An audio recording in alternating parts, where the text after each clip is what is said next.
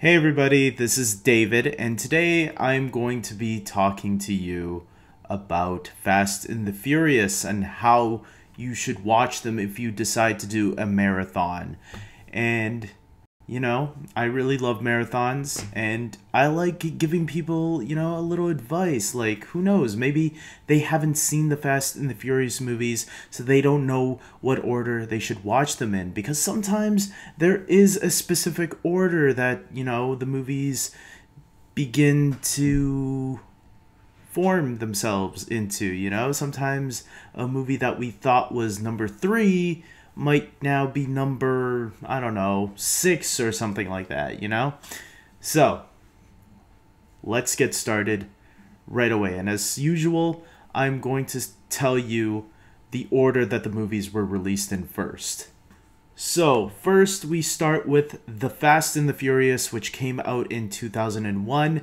This is the first Fast and the Furious movie, the one that started it all, the one that really boosted Paul Walker and Vin Diesel's career. In 2003, we got Too Fast, Too Furious. Paul Walker returns in this one, and he is joined by Tyrese Gibson. In 2006, we got The Fast and the Furious, Tokyo Drift. This is the one that takes place in Japan. In 2009, we get Fast and Furious, and this is the one that reunites Paul Walker and Vin Diesel back together. In 2011, we get Fast 5, and this is the one where people think that, the movies really started getting better and better by this point. And this is also the one that introduced Dwayne Johnson to the franchise. In 2013, we get Fast and Furious 6, the 6th film, which teases something that I'll get into a little later that indicates where one of the previous films will now take place. And obviously in 2015, this year, we're getting Furious 7. So with all that out of the way, what order should you watch them in if you want the complete story order, It doesn't really matter if you don't watch it this way, but it's kind of interesting if you do. And if you're someone that, hasn't seen this franchise before and you do watch it this way, let me know that experience, because when I watched it the year they were all released in. I didn't watch it the story order that the movies now indicate. And I'll explain why one of these movies are misplaced when I get there. So here we go. Are you ready? When you start off this marathon, you want to start off with the very first movie, The Fast and the Furious, the one that was released in 2001, because that is the one that starts off the story of Vin Diesel's character and Paul Walker's character, because they will continue throughout the films except for one of them.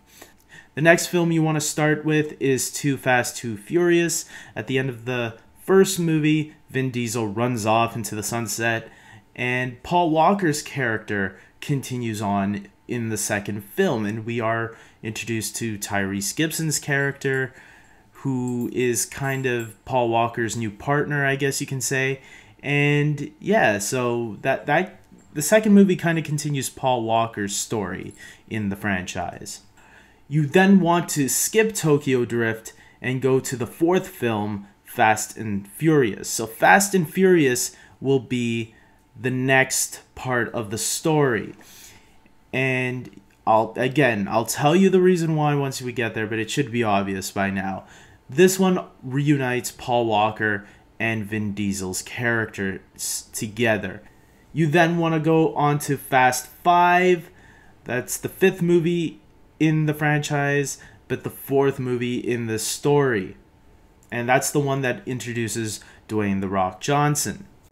You then move on to Fast and the Furious 6.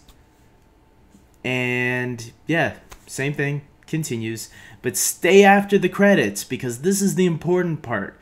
During the credits, they show Jason Statham, and he's there to set up what's going to happen in the 7th movie.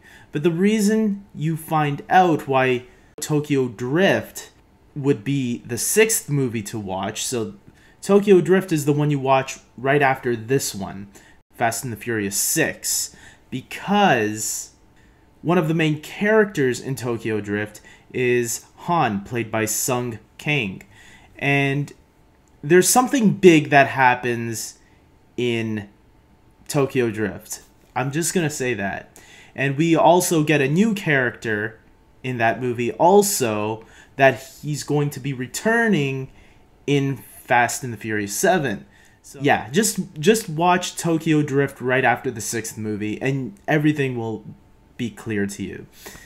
And that's it, guys. That's everything you need to know about the Fast and the Furious franchise and maybe how to watch it, especially if you want to get the complete story idea. You know, you want to see the complete story unfold. If you want to watch it in the years they were released in, that's cool too, because no matter what, you can be smart enough to figure out where the puzzles fit here and there, But I'm just telling you, when I like to do my marathons, I like to watch them in story order. But maybe sometimes for the first time, it's not a bad idea to watch it in yearly order. But it's up to you, and that's the only thing that matters. But I gave you 2 ways now that you can watch Fast and the Furious. And whichever way you decide, I hope you guys enjoy it, because believe me, as someone who started off as not a huge fan of this franchise, I'm a huge fan now, especially the last 3 movies. They were really good, and I'm looking forward to Fast and the Furious 7. So until next time, guys, take care.